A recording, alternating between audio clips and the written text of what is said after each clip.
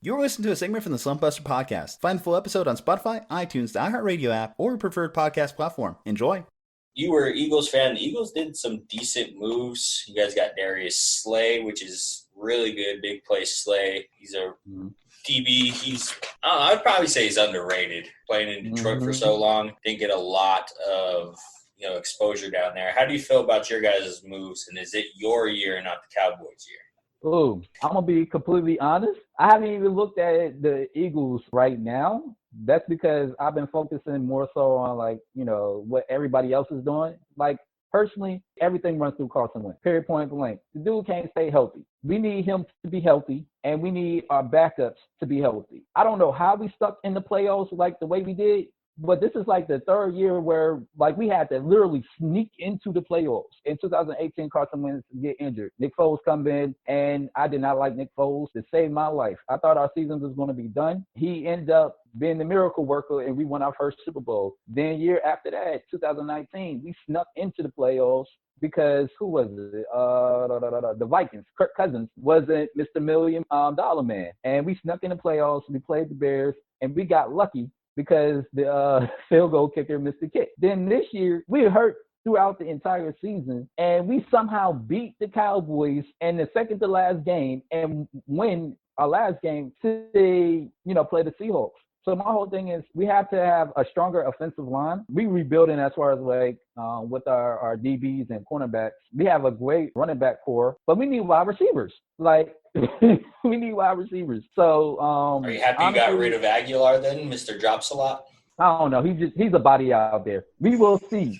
He's a body out there because I can sit here and tell you how many times I screamed at the television because he dropped a pass. But also at the same time, you got to take the good with the bad. There were some times he came especially in our 2018 season, he came up huge and we needed him. And so it's just like with Alshon Jeffries, we're trying to just figure out if we're going to keep him or either is we going to move him to somewhere else. And I'm like, we can't compete with the Cowboys right now because the Cowboys, they getting people left and right. So I feel like in our division, I feel like personally that we may come out of it, but look at the people that we have to play. If we have to play the Saints, it's a no-brainer. We're going to lose.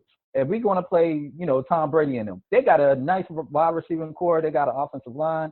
They got everything. They got the right pieces. And then you also have to look at, with the Vikings, they're only getting better. So it's going to be pretty interesting. And somehow, some way, if the Cardinals sneak into the playoffs, they're going to be dangerous. They got a huge wide receiving core. So before we even touch about free agency with the Philadelphia Eagles, they have to get healthy first, man. Everything starts with Carson Wentz. And we just let go of Malcolm Jenkins. I just don't understand that. But, who am I? Yeah, you talk about, needing some wide receivers, being healthy, all of that stuff. Luckily, this year's draft seems to be, really heavy in wide receivers. Seems like there's going to be a lot of good options out there. So I guess what holes are you hoping that the Eagles fill in this year's draft? Are you hoping that, hey, let's target wide receivers, maybe sign Carson Wentz back up in, the next 2-3 years? What holes are you hoping that the Eagles fill in this offseason's draft anyways?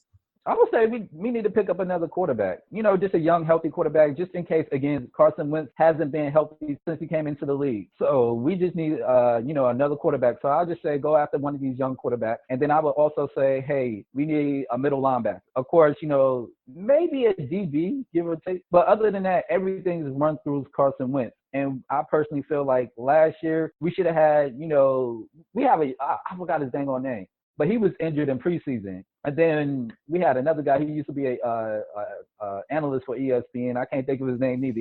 Sedfield, and then you guys had McCown. Yes, Josh McCown. I need somebody to do better. But yeah, he's a lot of 100 years old. Of course, he's not going to do that well. But honestly, in the playoffs, we should have won that game. I don't understand what was going on, but we didn't have a named wide receiver, and we couldn't go throw down the field because nobody could get open. So all we was doing is 5-and-out routes, slant passes, corner posts, different things of that nature. But we need that breakout wide receiver that, that is a dual threat down the field. So I'll say, get a couple wide receivers, offensive linemen, and, some DBs.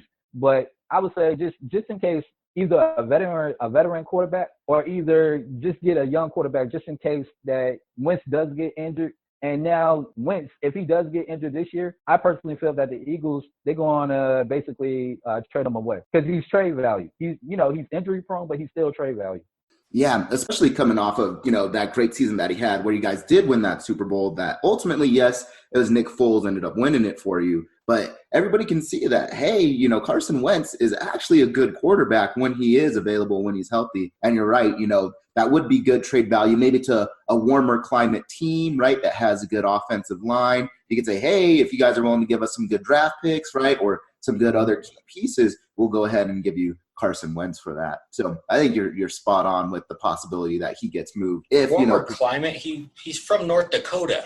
That's what I was about to say. I mean, he is, so he should be used to it, but obviously he keeps getting injured, right? So maybe you guys gotta ship him down south. They were like somewhere. Freak injuries though. Like the ACL one was definitely a freak injury. Last year he was healthy, except the concussion spearing, that was questionable on Clowney. So I feel like, yes, he's injury prone, but they're like freak accidents.